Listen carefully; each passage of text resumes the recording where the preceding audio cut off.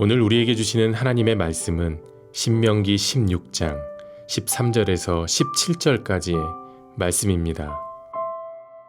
너희 타작마당과 포도주의 틀에 소출을 거두어 들인 후에 이레 동안 초막절을 지킬 것이요 절기를 지킬 때에는 너와 네 자녀와 노비와 네 성중에 거주하는 레위인과 객과 고아와 과부가 함께 즐거워하되 네 하나님 여호와께서 택하신 곳에서 너는 이레 동안 네 하나님 여호와 앞에서 절기를 지키고 네 하나님 여호와께서 네 모든 소출과 내 손으로 행한 모든 일에 복 주실 것이니 너는 온전히 즐거워할지니라.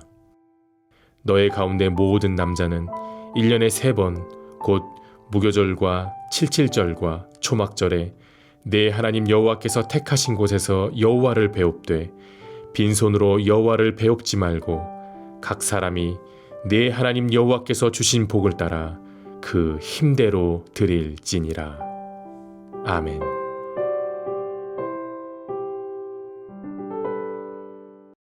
우리가 문장을 쓸 때 가장 많이 사용하는 것이 쉼표와 마침표죠. 근데 쉼표와 마침표는 가만 보면 비슷해요.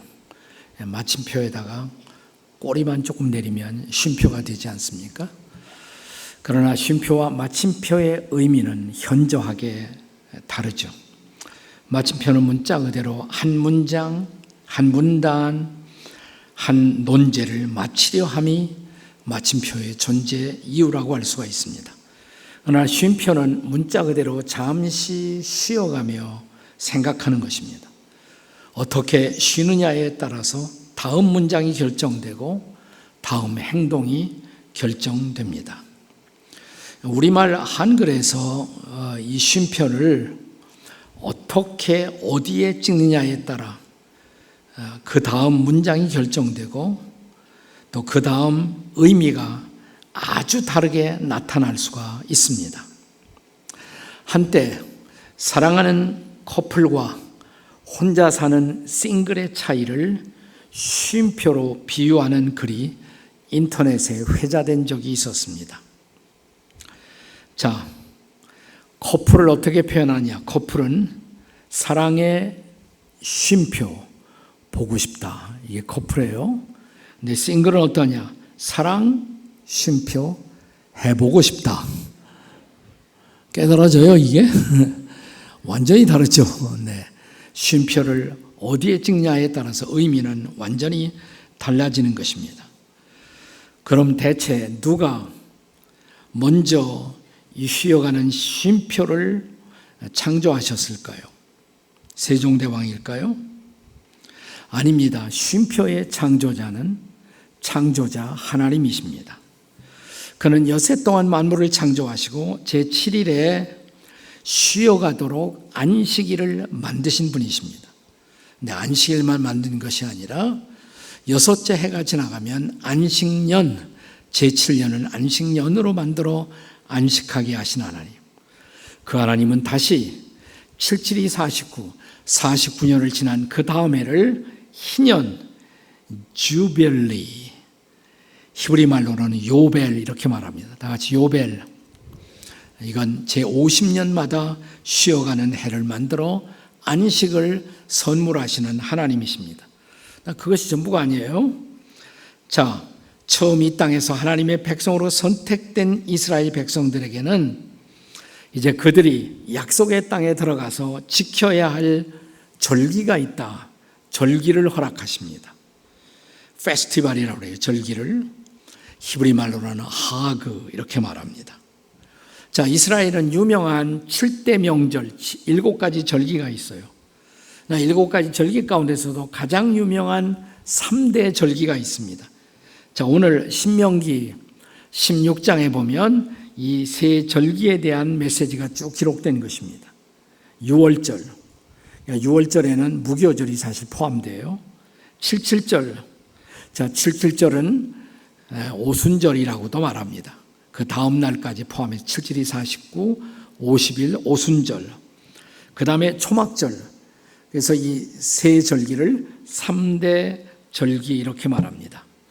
자, 이 절기가 되면 자, 이스라엘 백성들의 모두가 다 예루살렘으로 모입니다.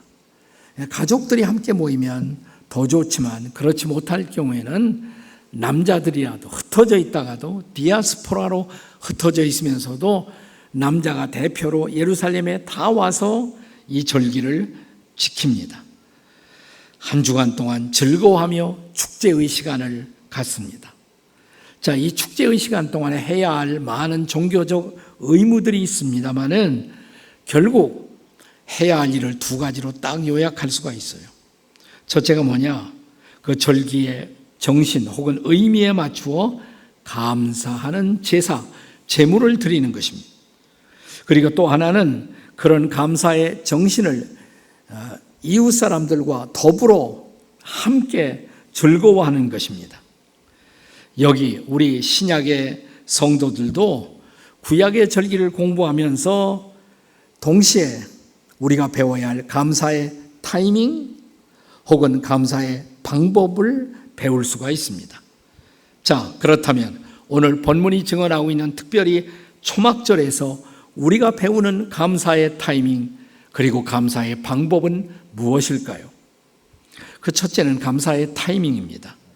자, 초막절이 가르치는 감사의 타이밍, 한마디로 말하면 정답은 추수가 끝난 후입니다. 본문 13절의 말씀을 함께 같이 읽겠습니다. 13절 같이 읽어요. 시작. 너희 타작마당과 포도주 틀에 소출을 거두어 들인 후에 이레 동안 초막절을 지킬 것이요. 소출을 거두어 들인 후, 이게 중요해요. 후에 초막절을 지키는 것입니다. 모든 추수가 끝난 후 모든 것을 거두어 들이고 나서 지키는 절기. 그래서 이 절기를 다른 말로는 또 수장절이라고 그래요. 초막절의 별명 수장절.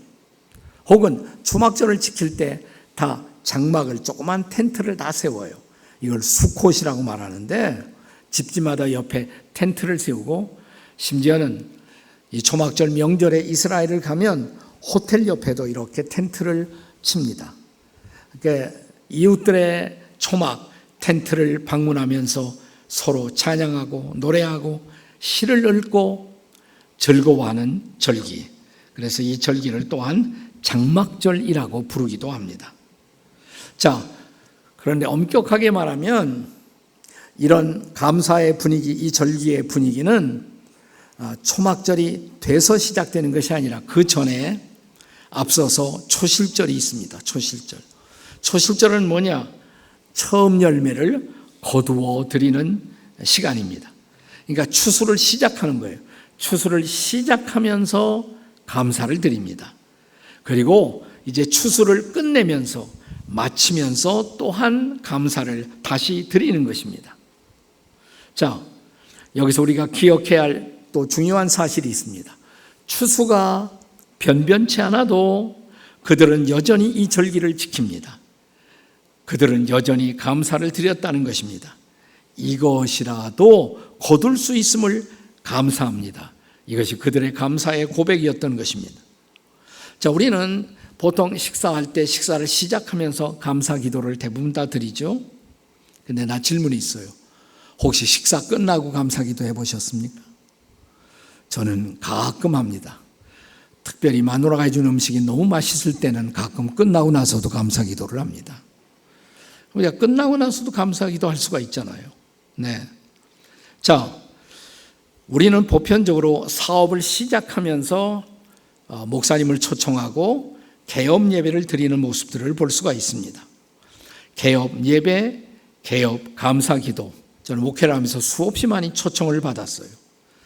그런데 여러분, 내 사업이 뜻대로 안 돼요. 사업을 접으면서 혹시 감사 예배를 드리는 분을 보셨나요? 딱 한 번 봤어요. 저는 딱 한 번. 개업 예배는 수없이 초청을 많이 받았습니다만은 그 장사를 사업을 접으면서 초청받은 일은 딱 한 번이었습니다. 폐업 예배를 드린다고 와서 저보고 예배를 인도해 달래요. 폐업을 어떻게 잘 했나 그랬더니 그런 건 아니고요. 그래도 감사해야죠. 목사님 와서 말씀을 전해 주세요 그래요. 굉장히 난감하더라고요. 자, 잘 안 돼서 폐업하는 이 가게에 가서 내가 무슨 말씀을 전하지? 아주 난감해졌어요. 상당히 난감한 마음으로 주저하면서 그렇게 그 집을 찾았습니다. 사실은 말씀을 정리 못하고 왔어요. 도대체 무슨 말씀을 전해야 옳을 것인가. 근데 딱 도착해서 시작하는데 먼저 이 주인 되시는 분이, 이 집사님이, 사장님이 먼저 인사를 하더라고요. 근데 이런 인사를 해요. 그동안 사업하면서 먹고 살 수 있었던 건 너무 감사하고요. 그리고 사업하면서 우리 함께 일하는 직원들 월급 밀리지 않고 꼬박꼬박 줄 수 있어서 너무 감사하고요. 그리고 폐업하면서 적지만 정리해서 우리 직원들과 나눌 수 있었던 것이 너무 감사하고요. 근데 그 순간 거기 같이 있었던 직원들이 눈물을 훔치더라고요. 그 모습을 보는 순간 갑자기 성령이 제 마음을 전율시켰습니다. 아, 이거 정말 의미가 있구나. 그리고 제 마음속에 갑자기 말씀이 떠올랐어요. 하나님이 위로부터 주시는 말씀이었어요. 그래서 그날 폐업 예배에서 제가 함께 나누었던 말씀이 뭐냐면 다니엘서 3장 16절 이하 18절의 말씀이었습니다. 여러분, 여기 다니엘의 세 친구가 나오잖아요. 사드락, 메삭, 아벳느고. 자, 그때 포로로 잡혀간 이들의 나라의 왕 느부갓네살 왕이 신상을 세워놓고 사람들에게 다 절을 하게 했단 말이죠. 그런데 거부합니다. 세 친구는 신상의 우상에게 절하는 것을 거부합니다. 그래서 타오르는 풀무불을 앞에 놓고 이 불 속에 너희들을 던지겠다. 왕이 위협을 합니다. 그때 이 세 청년이 드렸던 말씀 생각나십니까? 자, 다니엘 3장 16절입니다. 같이 읽겠습니다. 다니엘 3장 16절 시작. 사드락과 메삭과 아벳느고가 왕에게 대답하여 이르되 느부갓네살이여 우리가 이 일에 대하여 대답할 필요가 없나이다. 이 우상에게 절을 하느냐 안 하느냐, 이건 저희들로서는 대답할 필요도 없습니다. 확신이 있다는 거죠. 자, 그러면서 그 다음 절에 17절의 말씀을 함께 읽겠습니다. 시작. 왕이여 우리가 섬기는 하나님이 계시다면 우리를 맹렬히 타는 풀무불 가운데서 능히 건져내시겠고 왕의 손에서 건져내시리이다. 우리 하나님이 살아계시다면 이 풀무불 속에 우리를 던져 넣으실 때 하나님이 우리를 건져내실 것, 그걸 믿는다고, 그런 하나님의 능력을, 절대 권능을 믿는다라고 고백하는 것입니다. 거기까지는 할 수가 있어요. 근데 우리를 놀라게 하는 것은 그 다음 절의 고백입니다. 이 세 청년의 고백의 절정에 드려진 이 놀라운 말씀. 자, 18절이죠. 우리 같이 읽겠습니다. 18절 시작. 그렇게 아니하실지라도 왕이요 우리가 왕의 신들을 섬기지도 아니하고 왕이 세우신 금신상에게 절하지도 아니할 줄을 아옵소서. 아멘. 자, 만약 우리를 이 풀무불 속에서 하나님이 건져내지 않으셔도 그렇게 아니하실지라도 우리는 절할 수 없습니다. 그렇게 아니하실지라도 우리는 하나님을 섬길 것입니다.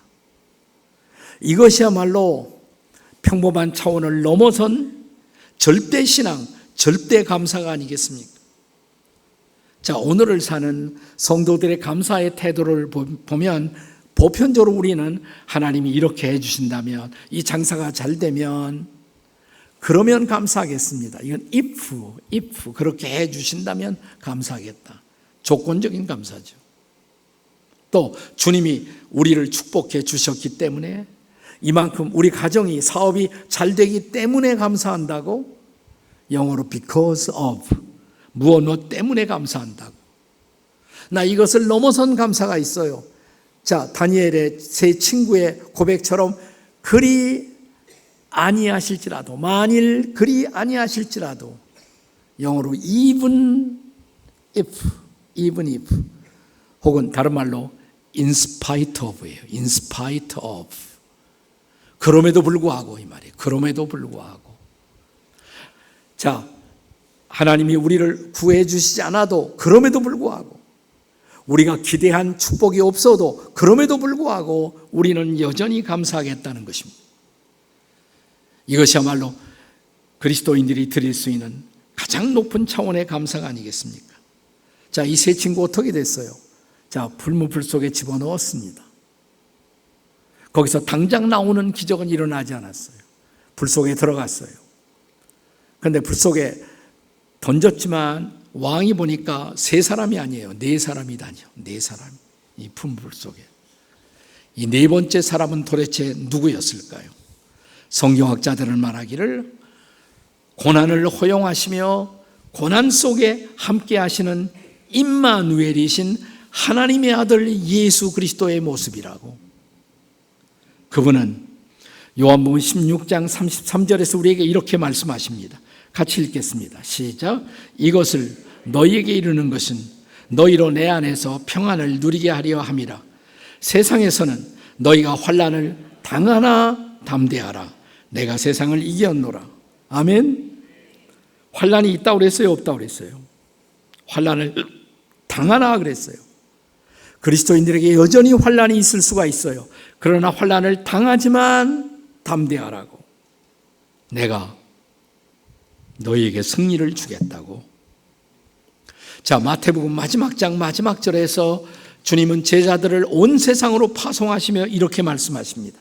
마태복음 28장 20절의 말씀 같이 읽습니다. 시작. 볼지어다 내가 세상 끝날까지 너희와 항상 함께 있으리라. 아멘. 믿으십니까 여러분? 정말 함께하는 거 믿으십니까? 때로 우리가 세상의 풀무불 속을 거닐지라도 함께 하시는 거 믿으십니까 여러분?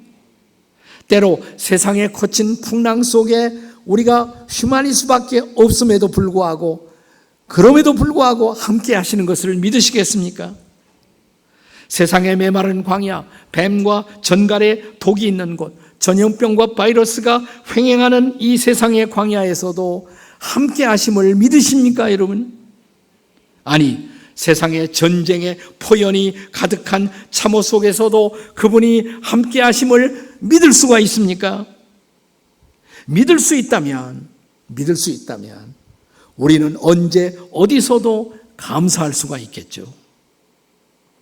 그래서 우리가 자주 부르는 찬송가의 가사처럼 높은 산이 거친 들이 초막이나 궁궐이나 그 어디나 하늘나라.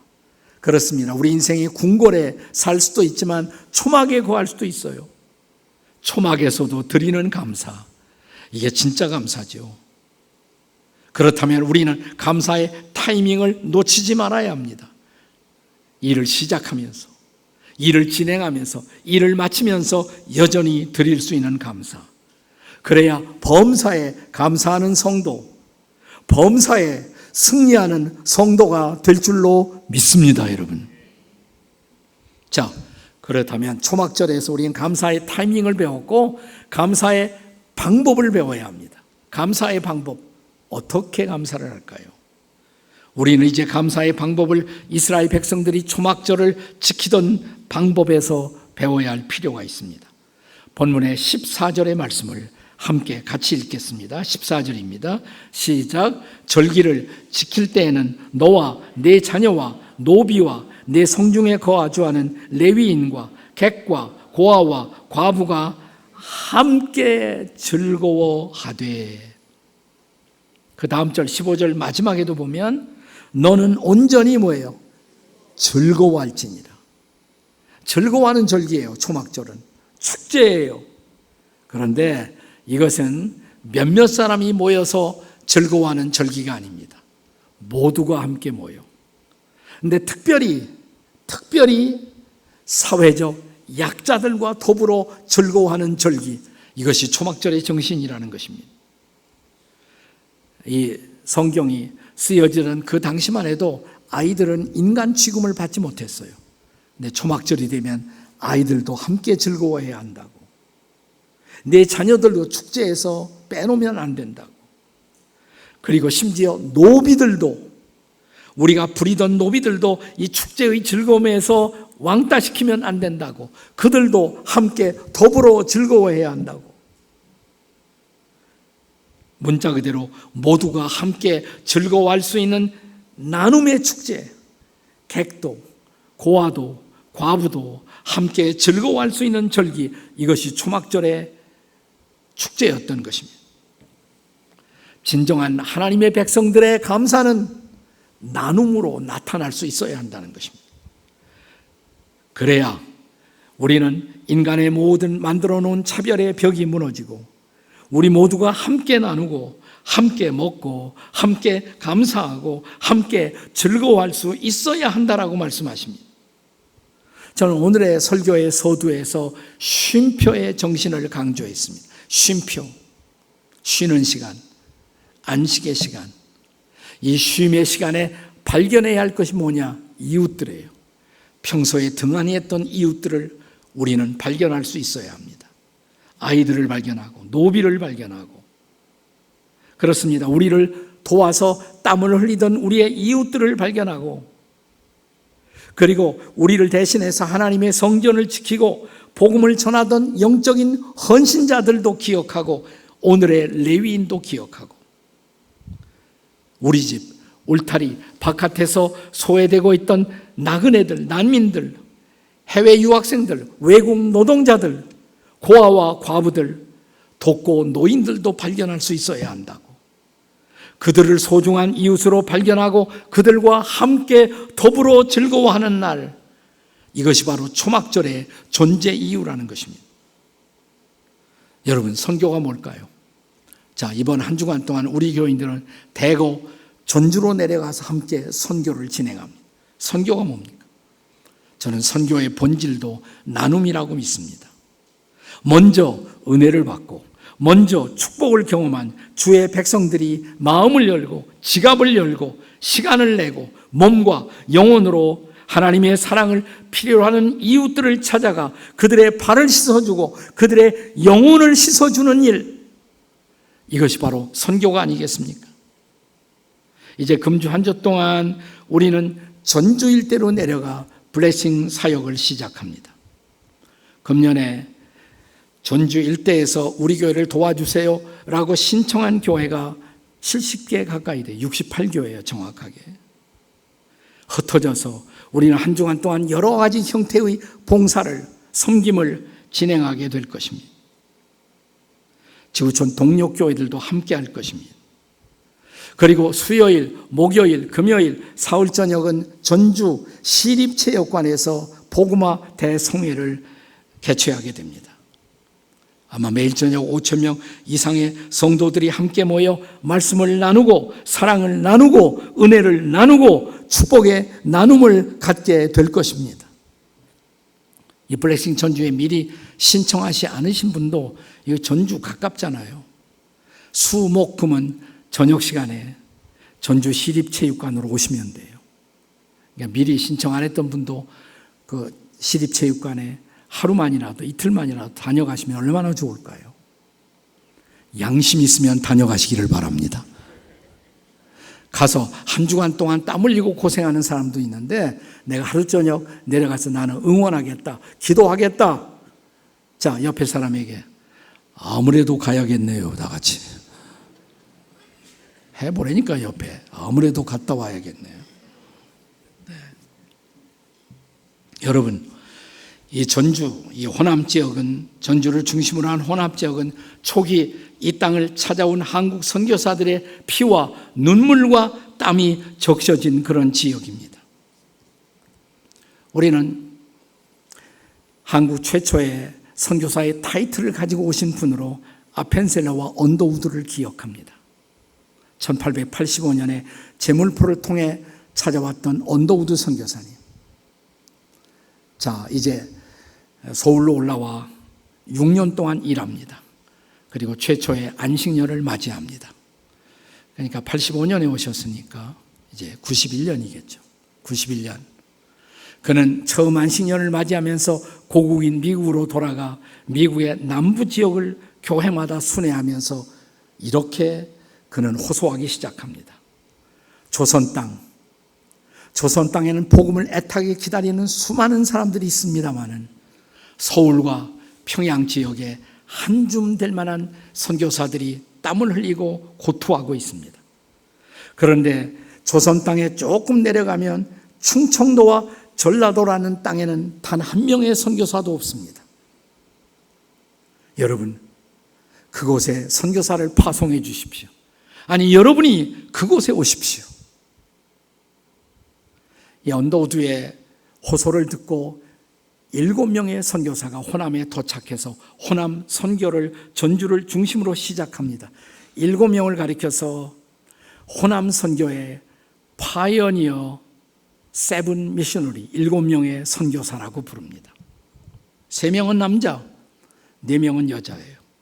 3명의 남자는 윌리엄 레이놀스, 루이스 테이트, 그리고 또 한 번이 윌리엄 전킨이라는 3명과 또 그들과 함께 했던 4명의 여자 선교사들이 와서 전주를 중심으로 이제 선교를 시작합니다.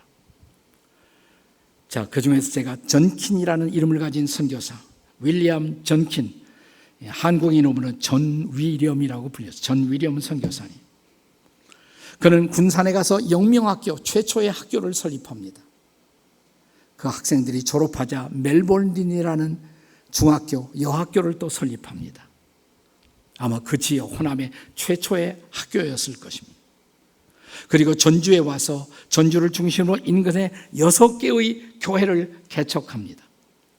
뿐만 아니라 포사이드라는 선교사와 함께 버려진 아이들을 돌보는 고아원 사역을 시작합니다. 한 사람이 하는 거예요. 엄청난 사역이죠. 네. 그러다가 몸이 아프기 시작했어요. 그러자 선교본부에서는 쉬면서 하라고, 당신 좀 쉬면서 하라고. 전키는 이렇게 대답합니다. 제가 쉬기에는 제가 해야 할 일들이 너무나 많습니다. 그러니까 쉼의 권고까지 거절하고 일하다가 43세에 폐렴에 걸려 장티부스로 43살에 세상을 떠나갑니다. 그러자 그의 부인은 내 남편이 복음의 씨앗을 부리던 이 땅을 내가 지키겠다고 그 땅에 남습니다.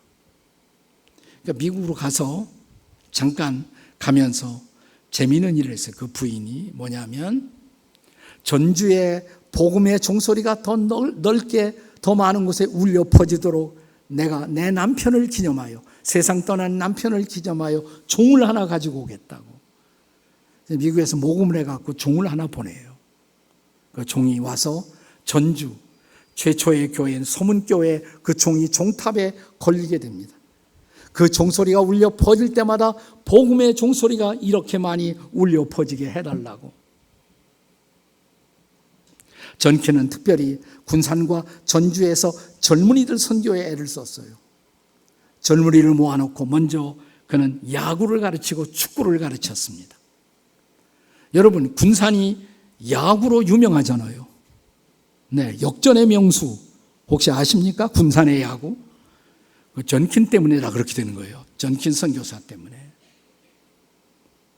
그는 마지막 43살의 세상을 떠나기 전에 내가 이제 나의 새 아들을 보겠지.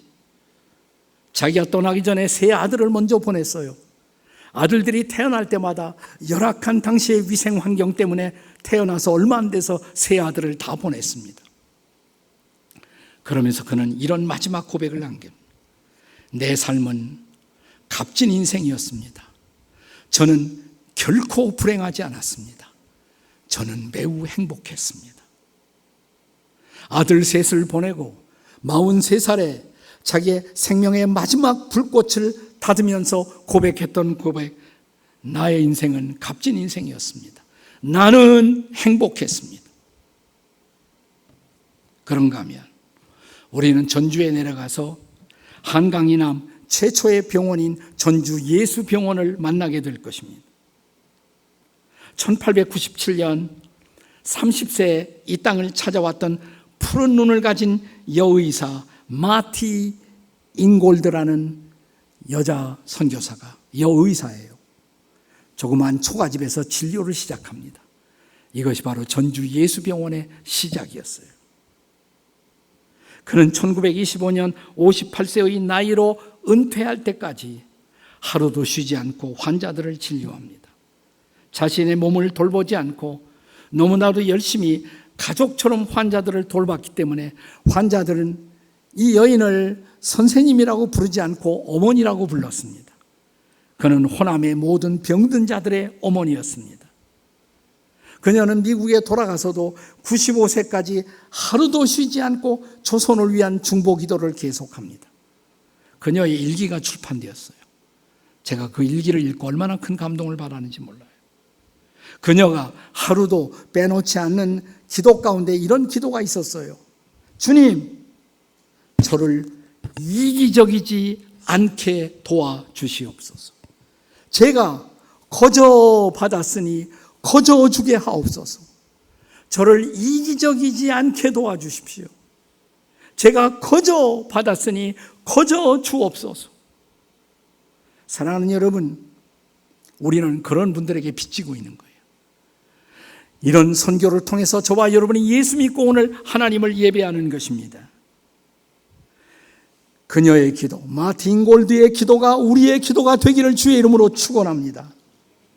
이번 블레싱 축제가 우리가 빚진 자로서 우리가 조금 그 빚을 갚는 나눔의 축제가 될 수 있기를 주의 이름으로 축원합니다.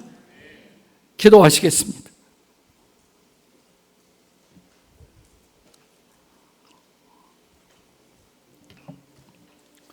조용히 머리 숙여 우리 함께 기도할 때 우리가 시간이 많이 돌아가서 선교지에 가서 봉사하고 선교하고 하는 거 아닙니다. 우리 모두 바빠요. 하지만 거룩한 빚을 갚기 위해 거룩한 부담을 가지고 우리는 나아가는 것입니다. 우리가 부르는 이 복음성가의 가사처럼 아버지, 당신의 마음이 있는 곳에 나의 마음이 있기를 원해요. 아버지, 당신의 눈물이 고인 곳에 나의 눈물이 고이기를 원해요. 아버지, 당신이 바라보는 영혼에게 나의 두 눈이 향하기를 원해요. 주님, 우리의 남은 인생이 그렇게 복음의 빚을 갚는 우리의 인생이 되도록 도와주시옵소서. 주님, 함께 통성으로 기도합니다. 다 같이 주님, 우리가 기도합니다. 우리가 복음의 빚을 갚는 거룩한 하나님의 백성들이 되도록 성령으로 도우시고 역사하시고 인도하시고 함께해 주시옵소서. 하나님이 함께 하시면 우리가 이 빚을 갚을 수가 있겠사오니 주여 성령으로 역사하시고 주의 권능으로 함께 하시고 주의 은혜의 빚을 갚는 우리가 되도록 도우시고 역사하시고 인도해 주시옵소서. 도와주시옵소서. 그렇습니다. 우리 모두는 빚진 자들입니다. 갚을 수 없는 은혜에 빚진 자들입니다. 그 은혜를 조금 갚기 위해서 다가오는 한 주간을 전주 땅에 내려가 섬기고자 합니다. 우리 모두를 인도하시고 우리 모두를 축복하시며 우리 모두의 마음을 성령으로 뜨겁게 하시사 성령 충만하여 사랑하게 하시고 나누게 하시고 섬기게 도와 주시옵소서. 예수님의 이름으로 기도합니다. 아멘. 아멘.